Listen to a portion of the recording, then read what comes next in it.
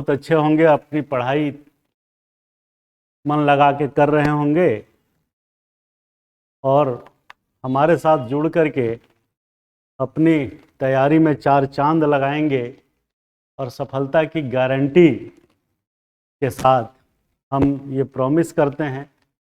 आप हमारे साथ जुड़िए और सफलता पाने के लिए हमारे बताए गए रास्तों पे, पढ़ाए गए स्टाइल्स पे, शैली पे पढ़ाने की जो शैली है, जो एग्ज़ाम पास करने के लिए है, उसको आत्मसात करिए हमसे जुड़ के।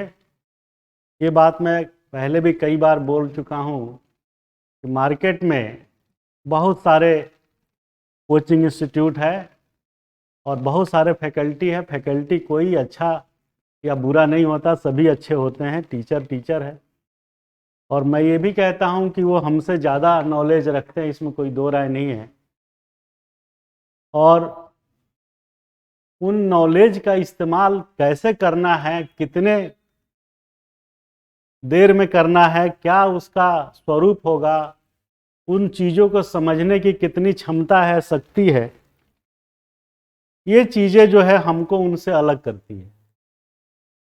हमें ये बताते हुए गर्व फील हो रहा है कि हमें ये आइडिया रहता है कि क्या क्वेश्चन बनेगा, कैसे बनेगा, कितने घुमा करके, कितने ट्विस्ट करके बनेगा, वो सब चीज़ें हम पहले से डिस्कस करते हैं और आपको क्वेश्चन समझने की क्षमता का विकास करते हैं। और उस क्वेश्चन को समझने के बाद उसका कैसे जवाब लिखना है, ये जो है हम टू द पॉइंट आपको बताते हैं, जिससे कि आप ज़्यादा से ज़्यादा स्कोर कर सकें। तो प्रीसा IAS, bye the IAS, for the IAS is meant only for the IAS aspirants to crack the UPSC और स्टेट सिविल सर्विसेज। और उसकी गारंटी 2/3 क्वेश्चंस के आने की मेंस में हम लेते हैं, क्योंकि मुझे पता है कहाँ से क्वेश्चन आएगा। वो कुछ इंट्यूशन है, कुछ अपना आभास है। तो आप प्रीसा IAS के साथ जुड़िए और अपना भविष्य संवारिए। इसी पे मुझे एक शेर याद आ रहा है कि इन बादलों से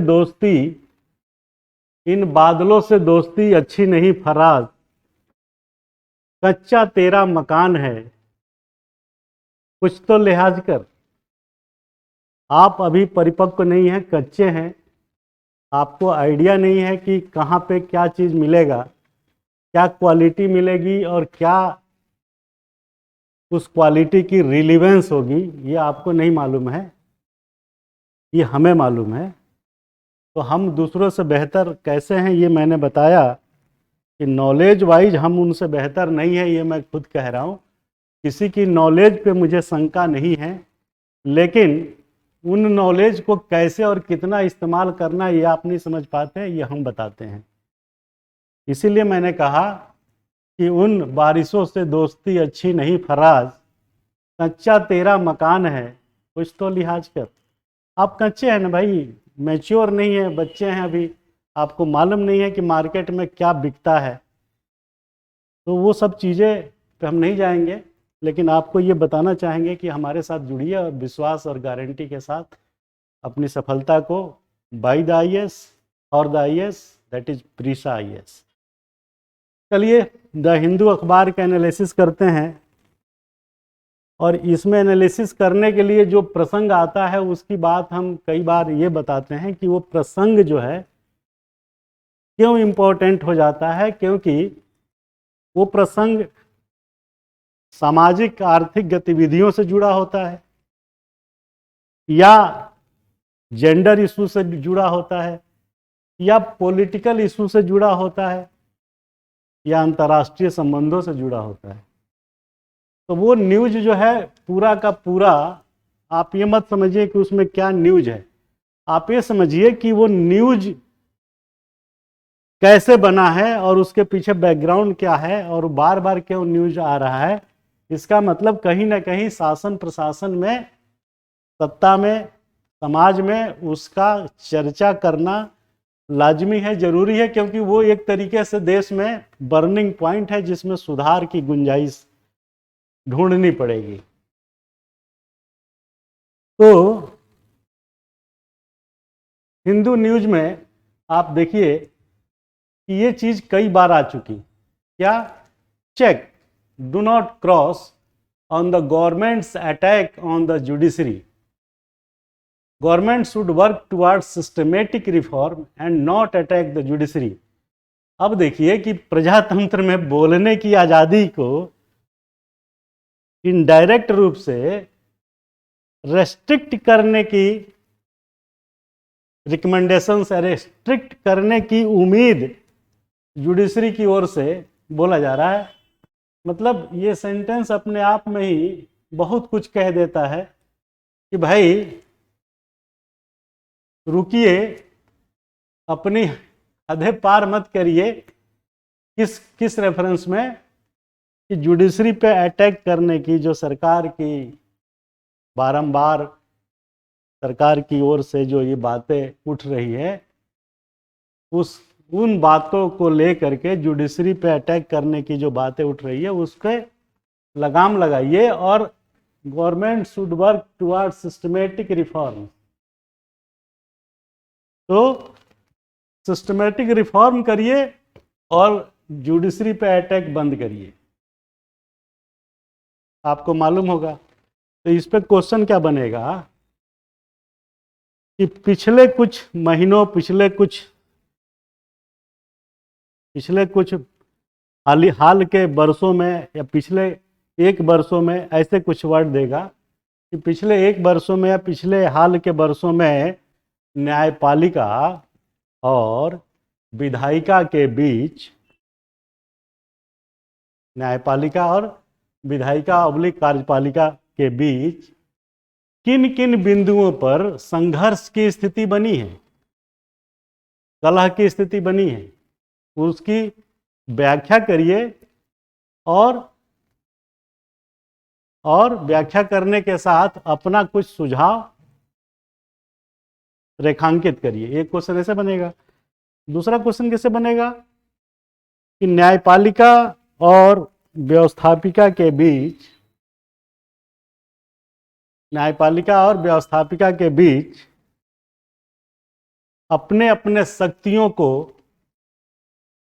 अपनी शक्तियों को अपने परिसीमा में रह कर के प्रयोग करना भारत के लोकतंत्र के लिए समीचीन है, न्यायोचित है, युक्तियुक्त है। व्याख्या करिए।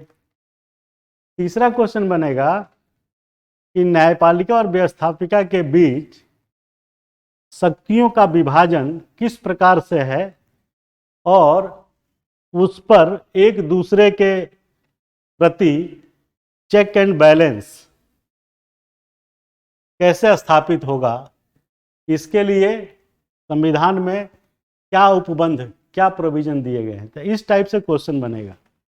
तो पहला आप समझ लीजिए कि ये देखिए न्यूज में कुछ खास नहीं है, वही सब चिट्ठी लिखा है मिनिस्टर ने, किरण रिजिजू ने, कि भाई ऐसे नहीं होगा, आप कोलेजियम सिस्टम पे विचार करिए, देखिए सरकार का कुछ आदमी आपके साथ रहेगा, ये जो कॉन्स्टिट्यूशन बेंच है इस पे जो है एनजेएसी की बात किया है।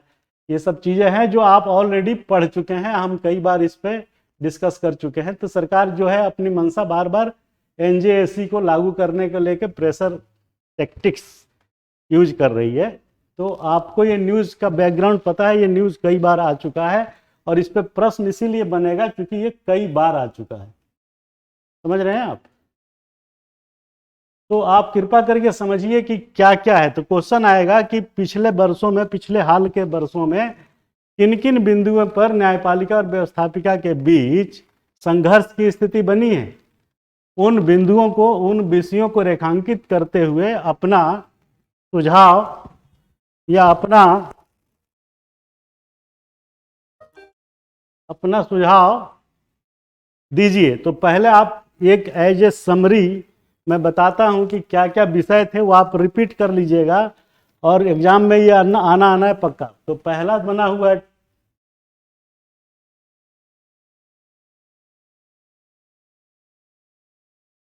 तो पहला बिंदु आप देखिए कॉलेजियम प्रणाली को लेकर के है, टसल का बिंदु, कॉलेजियम सिस्टम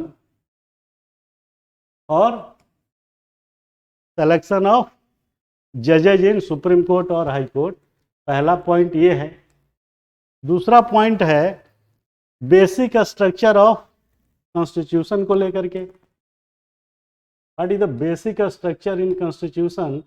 ये कहीं there is no any provision directly mention in the constitution that where and what is basic structure, it is not mention, it is not enlisted in the constitutions, but this concept has been arisen by various decisions of Supreme Courts. You can refer all the decisions pertaining to the Supreme Court in the previous 2-3 years and you will find that there is lots of scopes outlined by Supreme Court to say that this is the basic structure, but it is not confined, it is not defined in the constitution itself. तो ये बात है, basic structure को लेकर tussle चल रही है। तीसरा, हेट स्पीच को लेके न्यायपालिका ने बोला है कि इस पे कानून बनाइए और ये जो टीवी एंकर और ये सब जो लोग हैं उनको लगाम लगाइए। कोई कुछ भी बकता रहता है, घृणा फैलाता रहता है किसी भी जाति, धर्म या विषय या लिंग के लेकर के। चौथा जो है, अभी कल ही आया था कि सरकार को चाहिए कि सरकार should make the law for right to die. I am not going to define कि what is the procedure and what will be the procedure for right to die by any citizens of India। मैं ये नहीं बताने जाऊंगा कि right to die कैसे दिया जाएगा, एडवांस मेडिकल प्रैक्टिस में कैसे दिया जाएगा, मेडिकल डायरेक्टिव्स में, because it is a very sensitive issue. अगर डॉक्टर को हम कहते हैं कि तुम दे दो तो he will be in the problems, क्योंकि लोग अभी नहीं सुनते तो बाद में उसको एब्सोल्यूट देना कैसे जरूरी है। और राइट टू डाई में आपको पता है, राइट टू डाई इनडायरेक्ट रूप में यूथेनेसिया हमने पढ़ाया था, पैसिव यूथेनेसिया। तो पैसिव यूथेनेसिया जो दिया जाता है इसकी एक प्रेस्क्राइब्ड प्रोसीजर है। क्या प्रोसीजर है? प्रोसीजर जस्ट सुन लीजिए।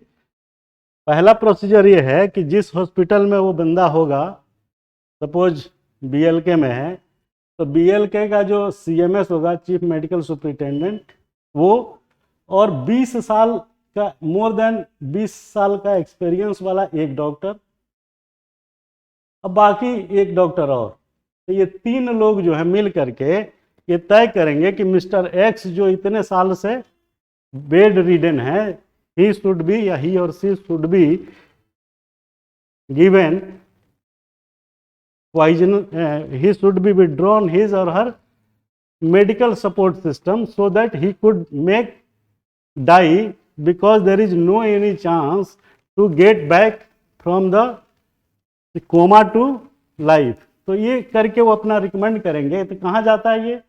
उसके बाद ये जाएगा, ये रिपोर्ट जाएगी कहाँ? जो जिले का सीएमओ होता है उसके पास,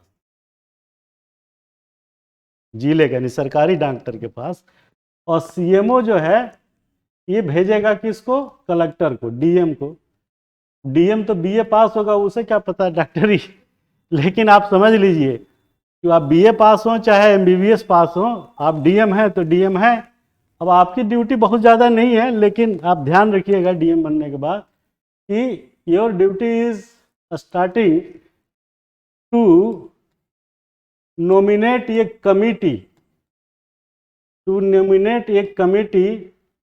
for evaluating the proposal sent by the private hospitals। अब वो एक कमेटी बना देगा 3 लोगों की, और इस कमेटी को बना के सीएमएस को भेज देगा, जो जिले का चिकित्सा अधिकारी है। समझ लीजिए प्रोसेस। हो सकता आ जाए कि what is the procedure of passive euthanasia which is legal from the 2018 by the supreme court. What is the procedure? कैसे मरेगा? दया मृत्यु कैसे दी जाएगी? एक्टिव तो हो नहीं सकता, पैसिव का है। तो अब देखिए वहां से चला ये पहला चरण, this is the second phase, this is DM third phase, again DM भेजा, सीएमएस फोर्थ। फोर्थ स्टेज में जिसका वो कमेटी में नाम होगा वो डॉक्टर जो है बैठेगा कमेटी, और फिर वो जो भी डिसीजन करेगी वो डिसीजन जो है कहाँ जाएगा, इस प्राइवेट वाले को। हाँ भाई इसका life support you should remove his और her life support to get to achieve the death with dignity. भैया बोल नहीं सकता, कोमा में पड़ा, तब वो उसकी जान जो है ली जा सकती है by snatching of the support system, not by giving the poison. Clear है ना?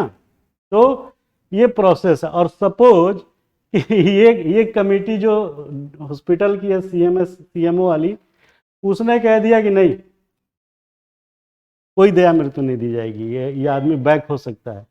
अब आप घर के आदमी हैं, आप सोचेंगे क्या करें, तो इसके लिए प्रोविजन है कि आप जाइए फिर हाई कोर्ट।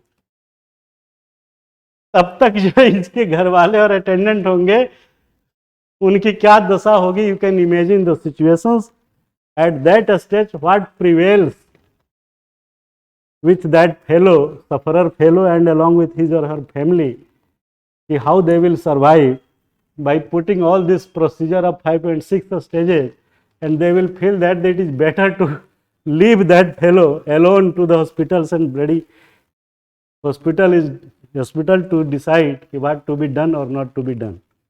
अब आप सोचिए ये प्रोसेस है, कैन यू इमेजिन? अब आप सोचिए पसीना निकल जाएगा आदमी का। तो ये प्रोसीजर हमने थोड़ा सा बता दिया आपको। तो हम पहला पॉइंट थे कॉलेजियम,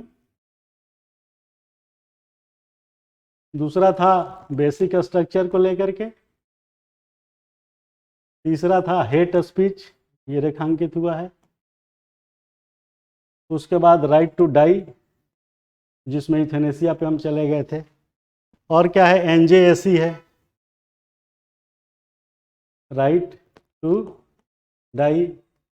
फिर एनजेएसी जो नेशनल जुडिशियल अपॉइंटमेंट कमेटी बनी है, उसने ध्वस्त कर दिया, सुप्रीम कोर्ट ने कहा नहीं फालतू है, हटाइए। तो एनजेएसी है। सेम सेक्स मैरिज को लेकर के फिर यहाँ अटैक किया जुडिशरी ने कि सरकार को कानून बनाना चाहिए, हम कुछ नहीं करेंगे, सेम सेक्स मैरिज होगा कि नहीं होगा आप जानिए। फिर उसके बाद सुपरमेसी को लेके है कि कौन, किसका कंट्रोल किसके पास है। तो इतने सारे बिंदु हैं जिसपे 1 2 3 4 5 6 तो ध्यान आ रहा है, और भी होगा। Quality of air in Delhi, air quality को लेके सरकार को बोला कि आप लोग कुछ नहीं करते, सुंदर वातावरण आप पर्यावरण हमारे नागरिकों को नहीं देते हैं, सब प्रदूषित वायु दे रहे हैं। और ये सब चीज़ें जो ध्यान आ रही, हो सकता है 1 2 और होगी जो हम नहीं ध्यान कर पा रहे हैं। तो ये सब बिंदुओं को आप हाईलाइट करिए जो जुडिशरी और व्यवस्थापिका लेजिस्लेचर के बीच हाल के वर्षों में इस सब बिंदुओं पे कलह रहा है।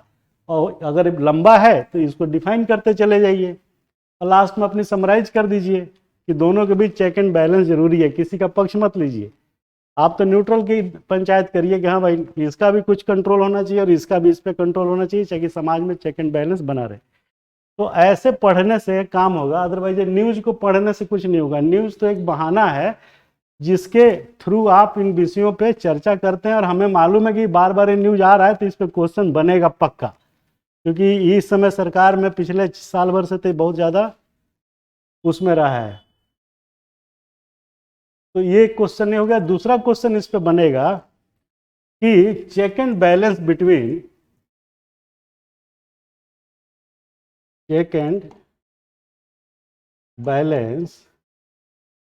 बिटवीन जुडिशरी एंड लेजिस्लेचर, क्या प्रोविजन है। ये पक्का आएगा, आप लिख लीजिए क्वेश्चन, ये 100% एक क्वेश्चन आएगा। तो आर्टिकल 13 आप जानते होंगे चेक एंड बैलेंस के लिए क्या दिया है। आर्टिकल 13 जिसमें लिखा है कि संसद ऐसा कोई कानून नहीं बनाएगी जिससे मौलिक अधिकारों के भावना के प्रतिकूल हो, उसके कंट्राडिक्शन में हो। पहला 13(2) आर्टिकल। दूसरा, रिट पिटीशन दायर किया जा सकता है आर्टिकल 32 और 226, सुप्रीम कोर्ट और हाई कोर्ट। ये रेस्ट्रिक्शंस कर दिया उस पर, किस पे, लेजिस्लेचर पे। लेजिस्लेचर कोई भी ऐसा कानून नहीं बनाएगी जो संविधान की मूल भावना के अगेंस्ट हो। तो ये बैल चेक कंट्रोल किस पे है? जुडिशरी के द्वारा संसद व्यवस्थापिका पे। क्लियर है? अब व्यवस्थापिका का क्या पावर है जुडिशरी पे? कहेगा बहुत हीरो बनते हो, ये लो 124। क्या कहता है 124 और 218? इम्पीचमेंट, महाभियोग, किसके खिलाफ? जज के खिलाफ। कहेगा हटाओ इसको। तो कौन बड़ा हुआ? अब in that situation it is clearly making out that the power, ultimate power is lies with the legislature।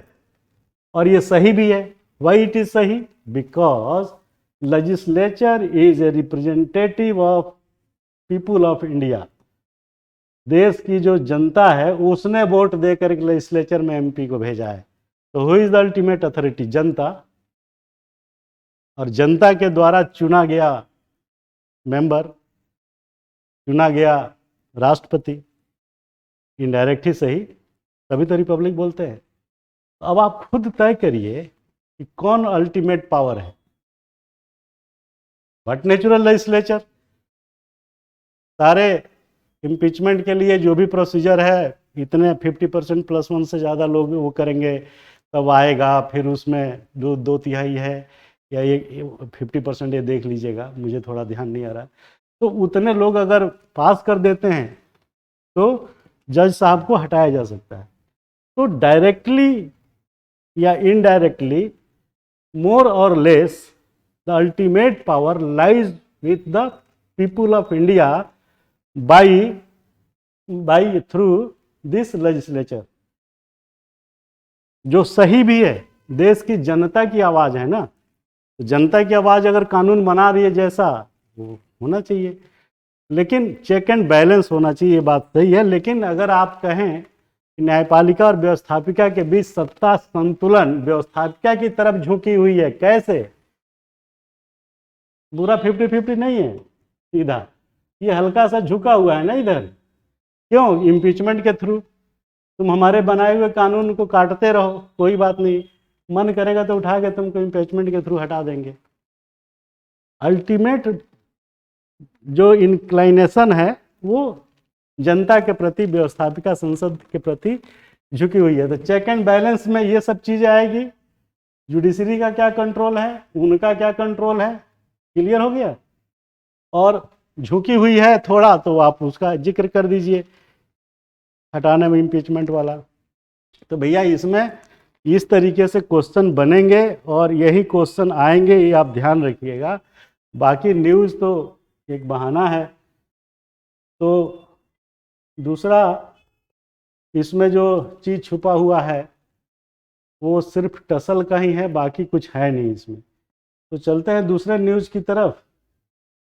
और वहाँ पहुँचने से पहले आप जो है डिस्क्रिप्शन में दिए गए लिंक को क्लिक करके आप ऐप पे चले जाएं, वहाँ हम मिलेंगे आपको।